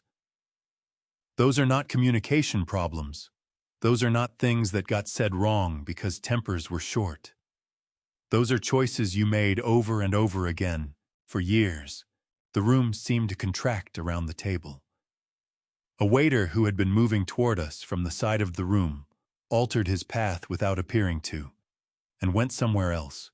Derek's face had gone through 3 different expressions in the space of Emily's last sentence, and had settled on something that wanted to be denial but couldn't quite complete the shape of it, because the specific and accurate nature of what she had said left very little room for the architecture of a counter-argument. He started. "I'm not finished," she said. He stopped. She turned to look at Richard and Carol together, both of them giving neither one away to receive what came next, as being directed at the other. "I have spent years being afraid," she said. "Afraid of what would happen to my children, afraid of what Derek would do, afraid of what you would think of me if things fell apart. I am not afraid anymore." She picked up her water glass, then calmly, without drama, the way a person picks up a glass of water, and took a sip. "I think you all came here tonight expecting a certain kind of conversation. I understand that. But this is the conversation we're actually having. Derek found his voice first. That is not... He stopped, pressed his fingers against the edge of the table, started again. Emily, what you're describing, you're making it sound like something it wasn't. The location sharing was mutual. The account was for both of us. I was trying to keep us organized, not Derek. Emily's voice was the same as it had been. Level, clear, unhurried. I know what it was. He stopped again. The sentence he had been building collapsed somewhere between his throat and his mouth, and what came out instead was nothing, just the sound of a man who had prepared for a negotiation and discovered too late that the other person had not come to negotiate. Richard tried next. He shifted in his chair and put on the voice he used in boardrooms, the voice of a man who believed that competent authority applied correctly could reorganize any situation into something more manageable. I think what we all need to recognize, Richard said, is that marriages go through difficult periods. That's not a failure. That's life. What matters is whether both people are committed to doing the work. He looked at Emily, then me, with the expression of a man who believed he was being reasonable. Walter, surely you can see that tearing this family apart over... Richard. I set my water glass down on the table. Emily has been speaking. This is her conversation. He looked at me for a moment. Something moved through his expression. Not quite anger, not quite embarrassment. Something in between that he managed to contain before it became visible to anyone who wasn't looking for it. Carol said nothing. She picked up her wine glass, found it empty, and set it back down. The table settled into a different kind of quiet. Not the quiet of things being left unsaid, but the quiet of things having been said that could not be taken back, and that everyone at the table now had to simply sit with. Derek stared at the candle flame. Richard looked at the middle distance above the breadbasket. Emily sat with her hands resting open on the table, relaxed, as though something that had been clenched inside her for a very long time had finally let go. The waiter materialized at the edge of the table and placed the bill folder in the center without a word. Derek looked at it. Then, by force of habit, by the accumulated momentum of years of a particular dynamic, he reached out and pushed it toward the middle of the table. The same gesture, the same assumption operating on its own without requiring any conscious decision from him. I looked at the folder. I looked at Derek. Then I reached into my jacket, took out my wallet, and placed enough cash on the table to cover my meal. And Emily's the house salad, I had ordered the sparkling water, nothing more, and set it on top of the folder in a neat stack. I pushed back my chair and stood. Mr. Mercer. Derek's voice came out rougher than he intended. You're really going to walk out? I put on my jacket, took my time with it. Then I looked at him and at Richard beside him, and I let the moment be exactly what it was. Last time, I said, you showed me where the door was. This time I already know. I pulled out Emily's chair. She stood without hesitation, picked up her coat and her bag, and walked beside me through the restaurant toward the entrance. I did not look back. I did not need to. Behind us, the candle kept burning at the center of the table. The wine bottle was mostly full. The bill folder sat open where Derek had pushed it with my cash on top, and the remainder of the evening's charges still waiting for someone to claim them. The air outside was cool and clean, in the way that September air sometimes is in New York. The heat of summer finally gone. The cold of winter not yet arrived, a brief window of something that almost felt like equilibrium. 54th Street was busy with Friday evening traffic cabs moving in both directions, a group of people spilling out of a bar, 2 doors down the ordinary noise and motion of a city that had no particular interest in what had just happened inside the restaurant behind us. Emily stopped on the sidewalk. She stood with her coat over her arm and her bag on her shoulder, and she tipped her head back slightly and looked up at the narrow strip of sky visible between the buildings, dark blue, a few stars managing to show through the light pollution, the tops of the towers lit against it. She breathed in, once slow and deliberate, the breath of someone who has been in a small room for a long time and has just stepped outside. Then she laughed. It was not a loud laugh, not the performative release of someone who has been holding tension and is now letting it go for the benefit of an audience. It was quiet and genuine, and surprised the laugh of a person who has just noticed something that caught her off guard. She pressed her fingers to her mouth for a moment, eyes bright, shaking her head slowly. "I did that," she said. "Not to me exactly. More to the street, to the sky, to the particular Friday night air of Midtown Manhattan. I actually did that." My chest felt something that I did not immediately have a word for. It was warm and sharp, at the same time the particular sensation of watching someone you love discover something about themselves that you have known for a long time, but could never hand to them directly. They had to find it on their own, in their own time. And all you could do was make sure the conditions were right for them to find it. She looked at me. Her eyes were bright and a little wet at the corners. Not sad wet, the other kind, and the kind that comes from feeling something too large to be contained entirely within normal parameters. "Mom would have liked tonight," she said. My throat tightened. I looked at her for a moment without saying anything, which was not the same as saying nothing. There are ways of being present that do not require words, and this was one of them. "She would have," I said finally. "She would have been very proud of you." Emily looked back up at the strip of sky. A cab honked half a block away. The group from the bar moved down the sidewalk past us, loud and cheerful and entirely elsewhere. "What do you think happens now?" she asked. "With Derek, with all of it?" "I think you already know the answer to that," I said. "You've known for a while. You told me so yourself."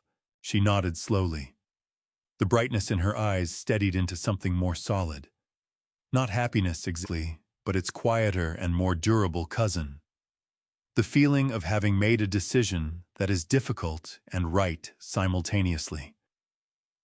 "The kids are at my neighbor's tonight," she said. "I should go pick them up." "I'll drive you," I said. We walked to the truck. The city moved around us the way it always did, enormous and indifferent and full of its own business, utterly unconcerned with the private lives of the people navigating its streets. I had lived in this city for 30 years and had never stopped finding that quality both humbling and clarifying.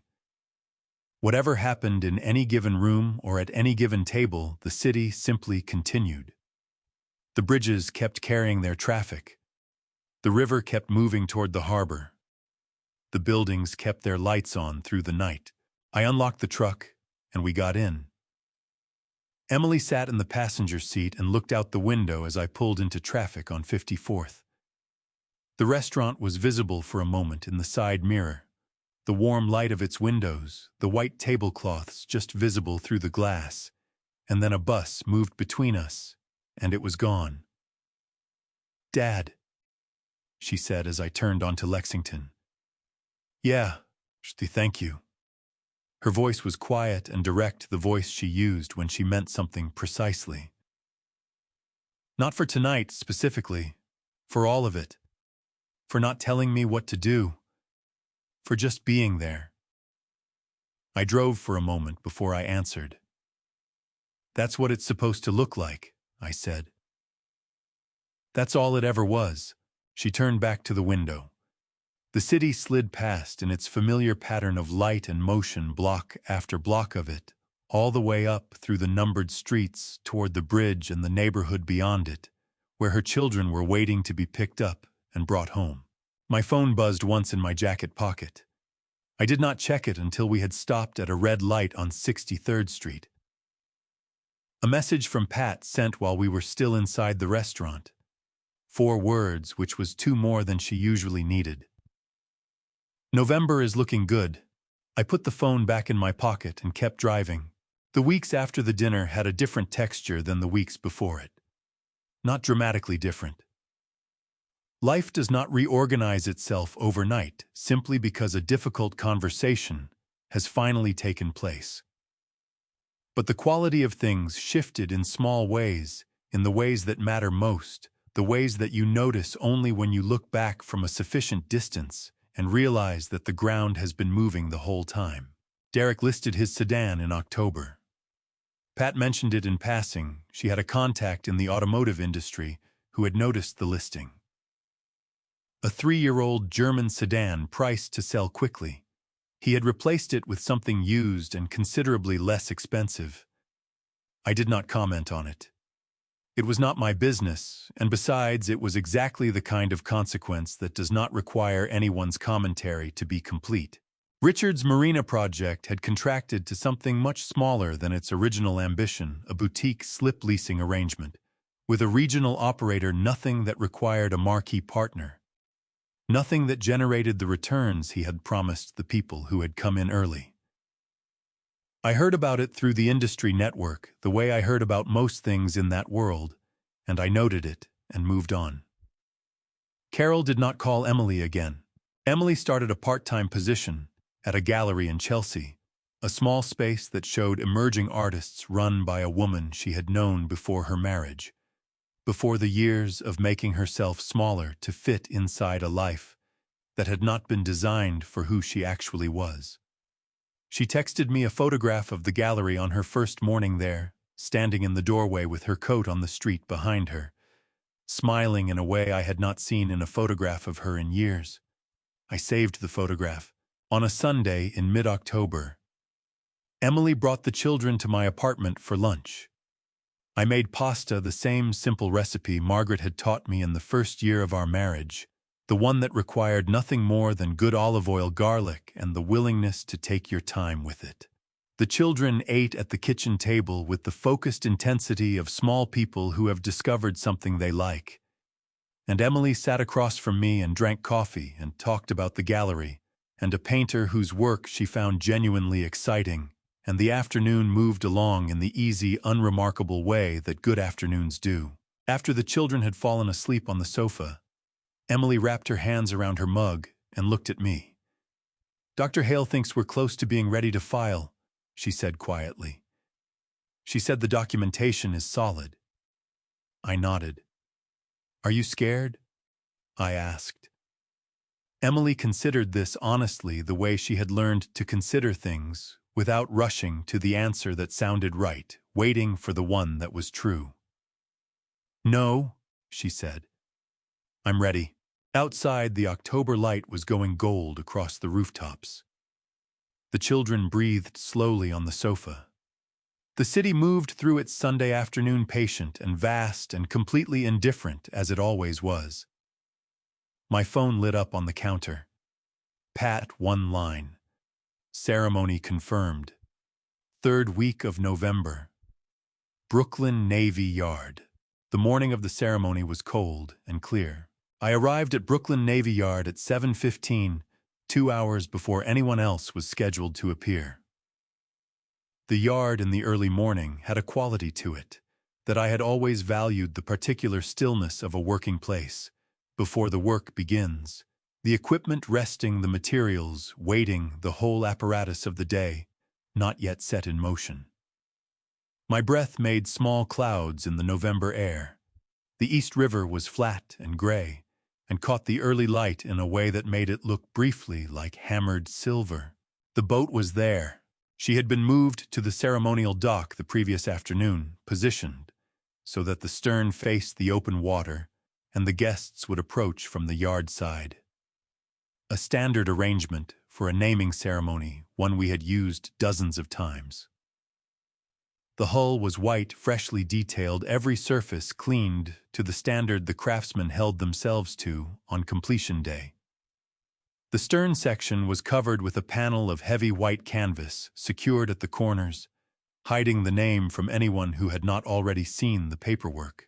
I walked the length of the dock, slowly running my hand along the gunwale the way I always did on completion day. Not inspecting exactly, but making contact. 35 years of building boats had given me a physical sense of when a hull was right, a feeling in the palm and fingertips that was more reliable than any checklist. This one was right. Every inch of it. Gerald was already there, which did not surprise me.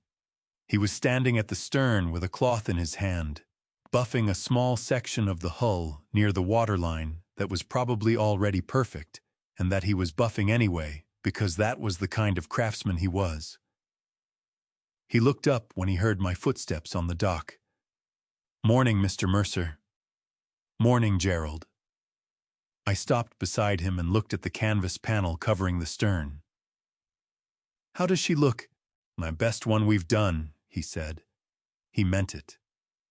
Gerald did not offer opinions he didn't hold. The guests began arriving at 9. Industry contacts the client's representatives, a small group of journalists who covered the marine manufacturing sector, several members of the build team who had worked on the commission from the first frame to the final fitting. Pat moved through the crowd with her usual efficiency, directing people toward the right places, handing things to the right people, making the whole operation proceed without visible effort. Emily arrived at 9:20 with the children, one on each hand, both of them wearing matching wool coats in a dark red that stood out against the gray of the morning and the white of the hull. When she saw me, she let go of their hands, and they ran the last 20 feet across the dock. Their small boots loud on the wood and hit me somewhere around the midsection, with the combined momentum of two 3-year-olds who had decided that running was faster than walking and saw no reason to reconsider this position. I crouched down and wrapped an arm around each of them and held on for a moment. Emily reached us and put her hand briefly on my shoulder. She was looking at the boat, at the long white hull, the clean lines, the canvas panel at the stern. Her eyes moved over it with the same careful attention she had always given to beautiful things. "She's gorgeous, Dad," she said. "Wait," I said. Emily turned to look at me. Something in my expression told her there was more to wait for, and she accepted this without pressing it. She had always been good at that, at trusting that the rest of a thing would arrive when it was ready. At 10 o'clock, Pat handed me a microphone. The crowd gathered on the dock, and in the yard behind it, perhaps 60 people standing in the thin November sunlight, their coats and scarves making a patchwork of dark colors against the white of the hull and the gray of the river. The children stood beside Emily, one of them gripping her coat with a small fist, the other watching the boat with the solemn attention of someone encountering something large for the first time. I looked out at the faces, the craftsmen who had built her, the engineers who had drawn her, the people who had invested their professional lives in the work of making something that would last. Then I looked at Emily. She was watching me with an expression I recognized, the particular quality of attention she had inherited from her mother, the full and generous focus that Margaret had brought to everything she cared about. It made my chest tighten in the way that beautiful things sometimes do. The tightening that is not quite sadness and not quite joy, but something that contains both. I raised the microphone. Every boat we build carries the name of someone," I said. "Not always a person, sometimes a place, sometimes an idea, sometimes a feeling that doesn't have a better word, but always something that mattered enough to put on the hull and send out into the water." I paused. "This one carries the name of someone who sat with me in a workshop, not much bigger than this dock 29 years ago, and told me that what I was trying to build was worth building. I have not forgotten that. I don't expect I will." I nodded to the two craftsmen positioned at the corners of the canvas panel. They pulled. The canvas fell. For a moment the name was just letters, gold on white, clean and precise, the same font we used on every vessel that left this yard. And then it was not just letters anymore. It was a name. Her name. Margaret. Emily made a sound that I had not heard from her since the week her mother died. a sound that came from somewhere below language, below composure, below everything she had learned in 31 years about how to hold herself together in front of other people. Her hand came up to her mouth. Her shoulders drew in, and then they shook. I put my arm around her. She turned into my chest and cried the way people cry when they have been holding something for a very long time and have finally found the right place to put it down. Her hands gripped the front of my jacket. The children, not entirely understanding, but understanding enough, pressed themselves against her legs from either side and held on. I held all three of them. Around us the crowd was quiet, in the way crowds go quiet when they sense they are witnessing something private that has become, without anyone planning it, entirely public. Gerald was looking at the hull. Pat was looking at the river. The November light came down thin and clean across the dock and the water and the name on the stern. After a while, Emily pulled back. Her face was wet and her eyes were swollen, and she looked more like herself than she had in years. She looked at the name for a long time. She would have pretended not to cry, Emily said. Her voice was unsteady but warm. She would have said you were being ridiculous, and then cried anyway. Yes, I said. She would have. A young manager from the yard appeared at my elbow. Mr. Mercer, we have the VIP area set up on the upper dock whenever you're ready. I looked at him. Then I looked at Gerald, who was standing 20 feet away with his hands in his pockets, watching the boat with the quiet satisfaction of a man who has built something worth building. Thank you, I said to the manager. I'm fine right here. He nodded and moved away. I looked at my hands. The knuckles, the old scars, the calluses that decades of physical work had pressed permanently into the skin. Derek had looked at these hands across a dinner table in April and seen evidence of a life lesser than his own. He had been looking at the hands that built the company, that built the boat, that was now carrying Margaret's name out into the world. He had only been wrong about one thing. I was not just a man who had once worked with his hands. I was still that man. I had never stopped being that man, and I had never, not for a single day of my life, been ashamed of it. Emily slipped her hand into mine. We stood together at the edge of the dock, the two of us and the children between us, looking at the boat and the water and the November sky above Brooklyn, and the city held its breath for no one moving through its Friday evening the way it always did, block after block of light and motion. And it was enough. It was more than enough. It was everything. I am not a man who speaks often about faith. But standing on that dock in November, holding my daughter's hand, with Margaret's name on the water behind us, I felt something I can only describe as grace, the quiet certainty that God does not waste the hard years. If I could tell you one thing, do not wait as long as I did. I spent years funding a dynamic I should have walked away from far sooner. My kindness became someone else's entitlement. Do not make that mistake. The moment people treat your generosity as obligation, that is your sign. My belief is simple. Dignity is not something others grant you. You decide what you will accept, and you live by that decision quietly, without apology. These are the family stories revenge cannot fully capture, because the real victory was never about what I took back. It was about what I finally stopped giving away. There is a reason stories like this one travel. Family drama revenge is compelling, not because it is dramatic, but because somewhere underneath it, most of us recognize the feeling of having given too much for too long. If what you heard today stayed with you, if this kind of family stories revenge is what you came here for, drop a comment below.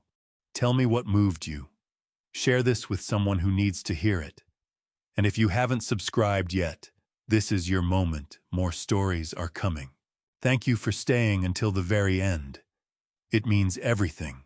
The stories on this channel contain fictional elements constructed for reflection and education. If that is not what you need today, step away freely, find what serves you, and return whenever you are ready.